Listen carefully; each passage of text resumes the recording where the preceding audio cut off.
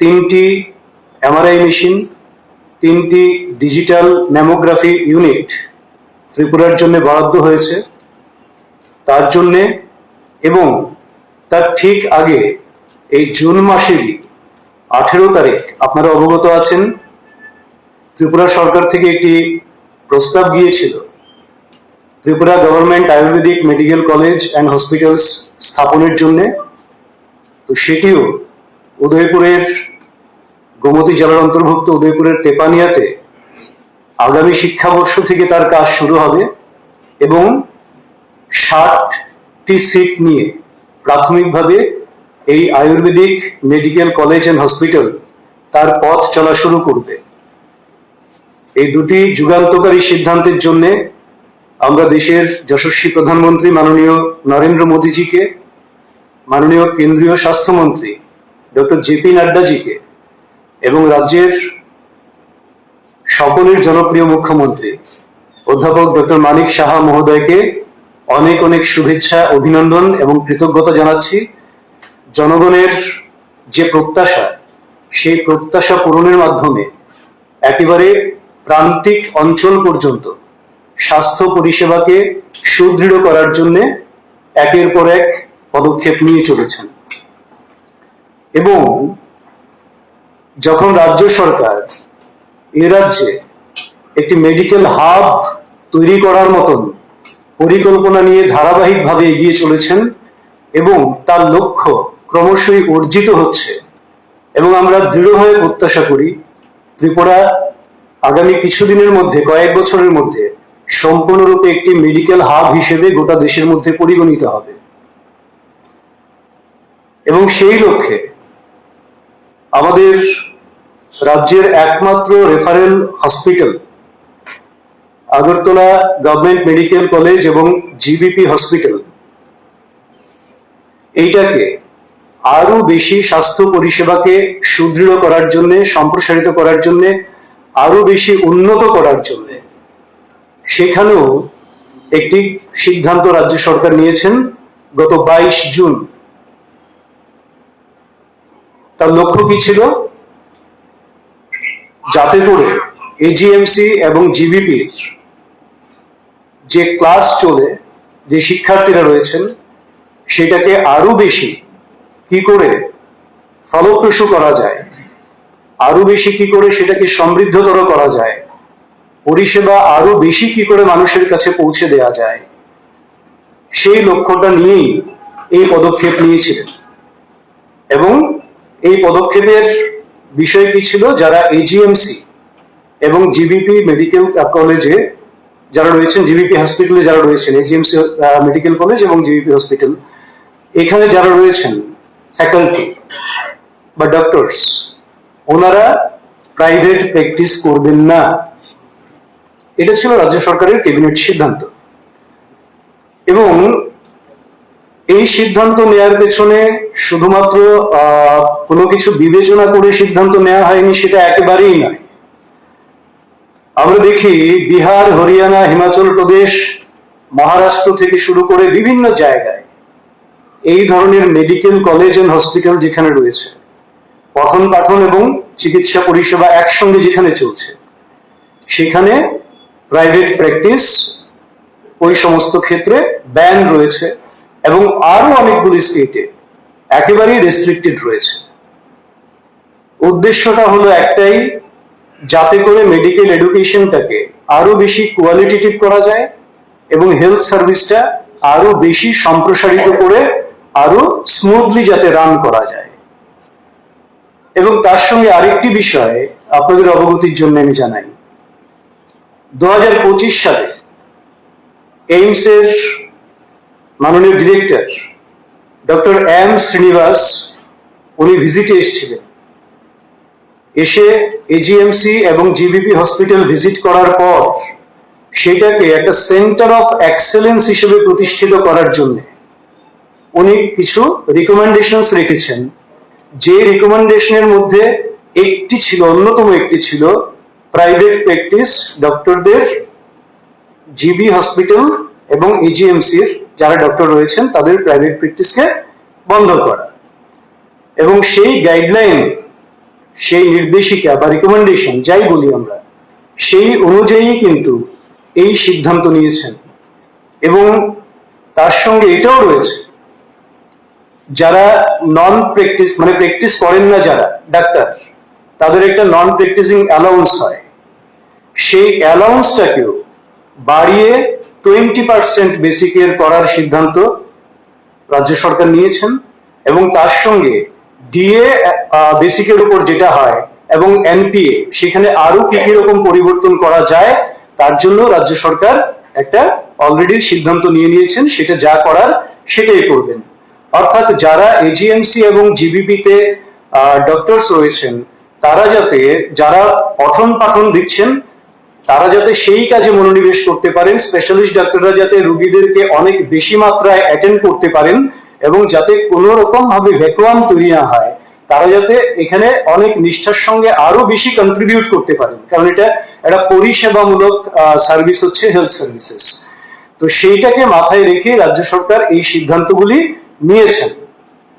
কিন্তু আমরা লক্ষ্য করছি বিভিন্ন মাধ্যমে, এবং এটা করতে গিয়ে আপনাদের অবগতির জন্য আরো বলি যে এখানে মেডিকেল কলেজের যারা ডক্টরস রয়েছেন, প্রফেসরস রয়েছেন, যারা রয়েছেন ফ্যাকাল্টি যারা রয়েছেন, তাদের সঙ্গে কিংবা যে অর্গানাইজেশন রয়েছে ডক্টরস অর্গানাইজেশনস, তাদের সঙ্গে কনসালটেশন করে তাদের সম্মতিক্রমেই এটি রাজ্য সরকার করেছে। এটা এমন নয় যে একতরফা হয়েছে সিদ্ধান্ত।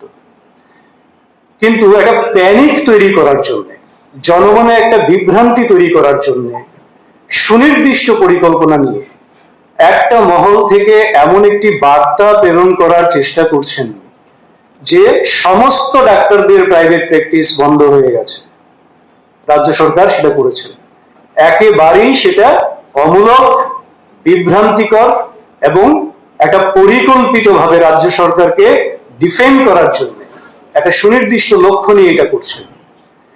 এজিএমসি এবং জিবিপি হসপিটাল ছাড়া কোন হসপিটালের, সেটা সরকারি হোক, সেটা আগরতলায় হোক, সেটা কোনো জেলায় হোক, কোনো মহকুমায় হোক, কোন হসপিটালের কোনো ডাক্তারের প্রাইভেট প্র্যাকটিস বন্ধ করার মতন কোনো সিদ্ধান্ত রাজ্য সরকার নেয়নি।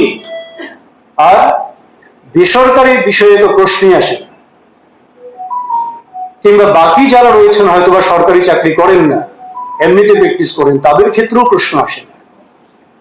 কাজেই এই একটি বিষয়কে কেন্দ্র করে, যেখানে রাজ্যের মূল রেফারেল হসপিটাল, এবার কেন সেটাকে সেখানে বন্ধ করার পিছনে শুধু এটা একমাত্র কারণ যে পরিষেবাকে আরো উন্নত করা কিংবা পঠন পাঠনে আরো যাতে মনোনিবেশ করতে পারেন, সেটা একমাত্র বিষয় নয়। কারণ যেহেতু একমাত্র রেফারেল হসপিটাল, দেখা যায় হয়তোবা রোগী ধর্মনগর থেকে আসছেন, সাবরুম থেকে আসছেন, গন্ডাছড়া থেকে আসছেন, দূর দূরান্ত থেকে, কাঞ্চনপুর থেকে আসছেন, এখানে আসার পর স্পেশালিস্ট ডক্টরের সঙ্গে সঙ্গে কনসালটেশন লাগবে।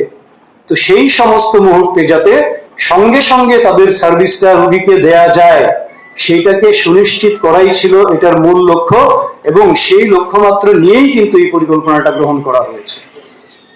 কিন্তু এইটাকে ধরে নিয়ে যেভাবে প্রচার করার চেষ্টা করা হচ্ছে, যেভাবে জনমনে একটা বিভ্রান্তি করা হচ্ছে, একটা প্যানিক তৈরি করার চেষ্টা হচ্ছে যে সমস্ত ডাক্তারের প্রাইভেট প্র্যাকটিস বন্ধ করা হয়েছে, এটা একেবারেই সমর্থনযোগ্য না, এবং নিশ্চয়ই এর পেছনে মহৎ কোনো উদ্দেশ্য নেই। মানুষকে বিভ্রান্ত করে এখানে একটা বিশৃঙ্খলা তৈরি করার জন্যই উদ্দেশ্যমূলকভাবে যারা করছেন তারা করছেন।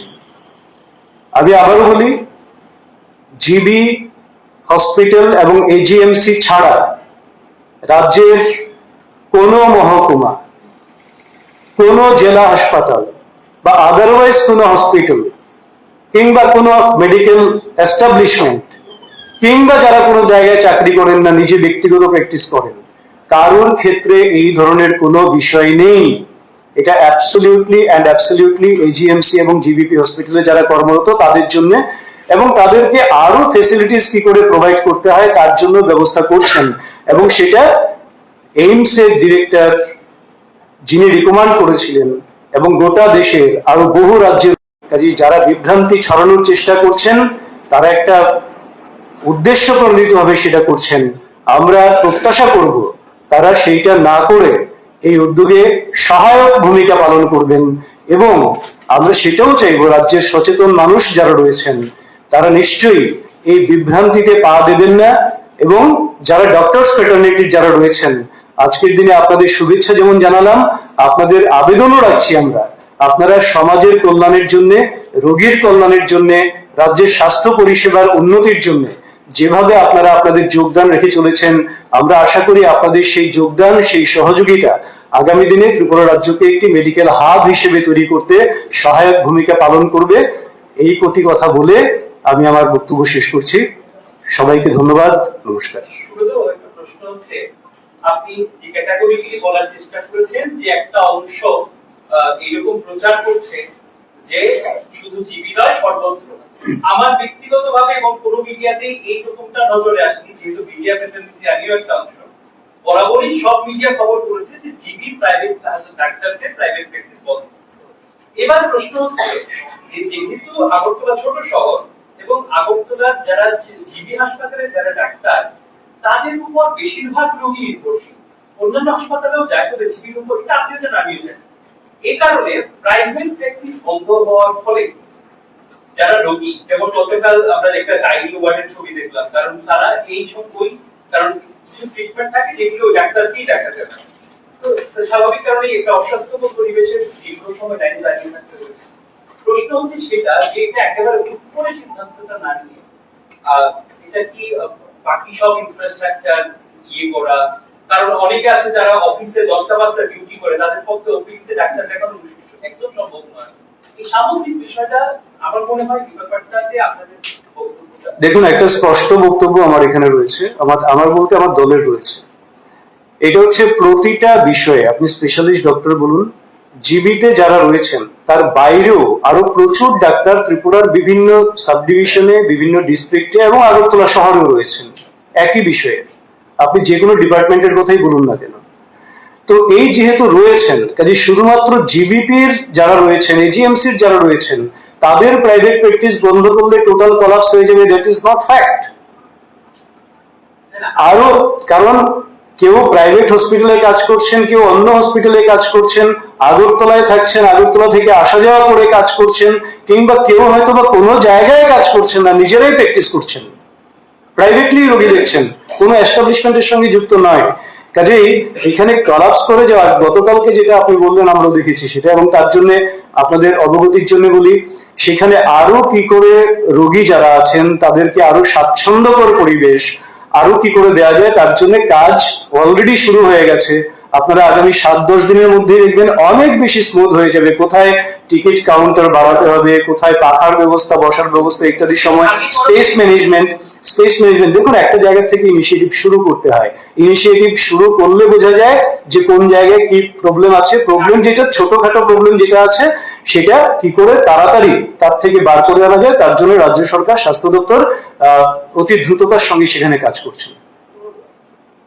আমি অন্য হাসপাতালের প্রসঙ্গে যাচ্ছি না, যেহেতু একটাই অর্ডার, পরিকাঠামো ভিড় পাচ্ছে এগুলো আলাদা বিষয়। প্রাইভেট প্র্যাকটিস বন্ধ করে জীবিতে যে পরিষেবা বাড়ানো যাবে বা নিশ্চিত হবে, এটা কি করে নিশ্চিত করবেন? কারণ কোন স্পেশালিস্ট কিন্তু আপনি নিয়ম মানলে চাকরির যে নিয়ম, তো 8 ঘন্টার বেশি কোন ডাক্তারই কাজ করবেন না, বা 8 ঘন্টার বেশি কাজ করা সম্ভব না, কারণ here is also human being, একটা মানুষ। মানে রাত ধরুন সারাদিন 8 ঘন্টা বা 10 ঘন্টা ডিউটি করে রাত 12টায় তো লোকটাকে আবার আপনি ডাকবেন কি? মানে আলটিমেটলি রোগীদের যে চিকিৎসার ব্যাপারটা আপনারা বলছেন নিশ্চিত করা, সেটা কি করে হবে? আমি একটা কথা বলি আপনাকে, আমি আগেই বলছি, যারা ডাক্তার রয়েছেন তারা পরিষেবামূলক কাজ করেন, আর যারা পরিষেবামূলক কাজ করেন প্রত্যেক সরকারি কর্মচারী মানে তার একটা ফিক্সড ডিউটি আওয়ার আছে, কিন্তু তার বাইরেও বিশেষ বিশেষ সার্ভিস যেগুলি, ইমার্জেন্সি সার্ভিস যেগুলি বলি, তার বাইরেও কিন্তু তারা তাদের সেই সার্ভিস রুলসেই তার বাইরেও তারা কন্ট্রিবিউট করেন। এবার তার জন্য এটা সম্ভব হবে, কারণ আপনি যে কোনো ডাক্তার, আপনি ডাক্তার ফ্রেটার্নিটি যারাই আছেন তারা হয়তো 10টা-5টা কাজ করে বেরিয়ে এসছেন, একটা ইমার্জেন্সি রোগী এলে 8টার সময় কল হলে তিনি আবার যান, 12টার সময় কল হলে তিনি আবার যান। হ্যাঁ, কেননা তারা নিজেরাও জানেন, তারা নিজেরাও সেই শপথটাই নিয়ে এসছেন যে আমার সার্ভিসের জন্য আমি সব সময় প্রস্তুত থাকবো। তো সেই দিকেই এটা সম্ভব। রাজ্য সরকার যে সিদ্ধান্তটা নিয়েছিল, ডাক্তারদের অনেক অ্যাসোসিয়েশন সংগঠন আছে, তাদের সঙ্গে কি আলোচনা সাপেক্ষ হয়েছে নাকি? সংগঠনগুলি কিন্তু স্বীকার করছে না এখন। যে আপনি বলছেন 8 ঘন্টার বাইরেও তারা আসবে, তারা যে আসবে এই কমিটমেন্টটা কি তারা দিয়েছিল? না না, 8 ঘন্টার পর আসবে সেই কমিটমেন্টের বিষয়ে আমি আমি বলছি না, কিন্তু আসে সেটা আমি বলছি, এটা আপনারাও জানেন। প্রথম বিষয়। দ্বিতীয় বিষয়, আমি আরেকটা কথা বলি আপনাদের। এটা কিন্তু 2005 সালে যখন এজিএমসি ফর্ম হয়, তৈরি হয়, তখনও কিন্তু সেখানে একদম স্পষ্টভাবে ছিল যে মেডিকেল এডুকেশনে যারা রয়েছেন, মানে কোয়ালিটি হেলথ সার্ভিস প্রোভাইড করার জন্য প্রাইভেট প্র্যাকটিস এটাকে বন্ধ করা হবে এজিএমসি হসপিটালে। এটা 2005 সালেও ছিল। হ্যাঁ হ্যাঁ, অপশনাল ছিল, কিন্তু এটাকে ম্যাটেরিয়ালাইজ করা হয়নি 2005 সাল থেকে। এখন ম্যাটেরিয়ালাইজ করা হচ্ছে, কারণ 2005 সাল থেকে যে সমস্যাটা ছিল, এখন সেই সমস্যাগুলি অনেকটা মিটেছে। তখন দেখা যেত হয়তো একটা স্পেশালিটি ব্লকে একজনই ডাক্তার আছেন, এখন 3 জন বা 4 জন রয়েছেন। কাজেই একজন ডাক্তার যদি থাকেন, তাহলে তিনি পড়াচ্ছেন, আবার তিনি হসপিটালেও দেখছেন, তিনি প্রাইভেট প্র্যাকটিসও করছেন। প্রত্যেকটার সঙ্গে একটা ব্যালেন্স, মানে এটা সরকারিভাবে এটা করা যায়নি তখন, যেহেতু সংখ্যাটা কম ছিল। এখন প্রত্যেকটা ডিপার্টমেন্টে 3 জন 4 জন করে করে স্পেশালিস্ট ডাক্তার রয়েছেন, এবং ডাক্তারের রিক্রুটমেন্টও আরো বাড়ছে। কাজেই সেই ক্ষেত্রে আমার মনে হয় এটা ম্যাটেরিয়ালাইজ করার জন্য যে চেষ্টাটা করেছেন, তাতে করে রোগীরা, বিশেষ করে যারা মুমূর্ষু রোগী, যাদের খুব আশু, যাদের মেডিকেল স্পেশালিস্টের অ্যাড্রেস করা দরকার, তাহলে সেটা সুনিশ্চিত হবে। আপনারা যে চিকিৎসকদের কথা বলছেন, সেই চিকিৎসকরা কিছুদিন আগে তারা বৈঠক করেছেন এবং সাংবাদিক সম্মেলনও করেছেন। তারা সেখানে উষ্মা প্রকাশ করেছেন যে যেভাবে আচমকা তাদের উপর এই সিদ্ধান্তটা মানে তুলে দেওয়া হলো, সেটা নিয়ে তারা উষ্মা প্রকাশ করেছেন। এবং তারা একটা কথা বলেছেন, যেখানে স্বাস্থ্য অধিদপ্তর থেকে শুরু করে অনেকের বিষয়ে তিনি তারা ইঙ্গিতে বলার চেষ্টা করেছেন, যেভাবে বলা হয়েছে যদি পছন্দ না হয় চাকরিটা ছেড়ে দিতে। তো তারা সেটা নিয়ে বিশেষভাবে উষ্মা প্রকাশ করেছেন যে এই ধরনের ঔদ্ধত্য কেন? না দেখুন, আমি একটা কথা বলি, কে কোন বিষয়টা বলেছেন এটা বলার উপর অনেকটা বিষয় নির্ভর করে। তো আমি যদি একটা এখন অন্যরকম ভাবে কথা বলি, তাহলে সেটা নিয়ে অবশ্যই কথা বলবেন। হ্যাঁ, কিন্তু এটার অন দ্য রেকর্ড আমি বলছি, ত্রিপুরা গভর্নমেন্ট ডাক্তার্স অ্যাসোসিয়েশন এবং এজিএমসি টিচার্স ফোরাম, এই দুটো সংগঠনের সঙ্গে অনেকক্ষণ ডিসকাশনের পর তারা যখন এগ্রি করলেন, তারপরেই সিদ্ধান্ত নেওয়া হয়েছে। Tripura government doctors association, AGMC teachers forum, এদের সঙ্গে কনসালটেশন করার পর, এদের সঙ্গে আলোচনা করার পর, খোলাখুলি মত বিনিময়ের পরেই কিন্তু এই সিদ্ধান্ত সরকার বা দপ্তর নিয়েছে। আপনি বলতে চাইছেন আগে থেকে তাদের সঙ্গে আলোচনা সাপেক্ষ হয়েছে, তারা কমিটমেন্ট দিয়েছে, তারপরে সিদ্ধান্ত নেওয়া? একদম একদম একদম। Tripura government doctor association AGMC teachers forum, তারা বেশ কয়েকটা ডিমান্ড ছিল, সেই ডিমান্ডগুলি ফুলফিল করার পরে তাদের যেটা বক্তব্য, তারা বলেছে যে আমাদের বেশ কিছু ডিমান্ড সরকার রেখেছি, এগুলি ফুলফিল করার পরে আমরা নন প্র্যাকটিসিং অ্যালাউন্সমেন্টের ব্যাপারটাতে যেতে পারি। সুতরাং আলোচনা হয়েছে, কিন্তু আলোচনাতে তাদের শর্ত পূরণ হয়নি, এটা তাদের বক্তব্য। আমি মাঝখানে আপনাদের বলেছি, প্রথমত এনপিএ কে 20% করা হয়েছে, দ্বিতীয়ত যে allowances as well is allowing to calculate dearness allowance on the basic pay and NPA, এই প্রক্রিয়াটা শুরু হয়েছে। কাজে তাদের ডিমান্ড যা ছিল সেটাকে বাস্তবায়নের চেষ্টাটা, প্রসেস চলছে। ধন্যবাদ সবাইকে। Thank you very much.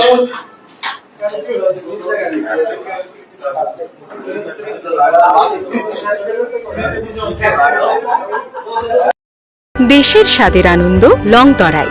Longtharai, রান্নায় তোমাকে চাই। সম্প্রসারিত করার জন্য, আরো উন্নত করার জন্য রাজ্য সরকার 2018 সাল থেকে নিরলসভাবে একের পর এক যুগান্তকারী সিদ্ধান্ত নিয়ে চলেছেন।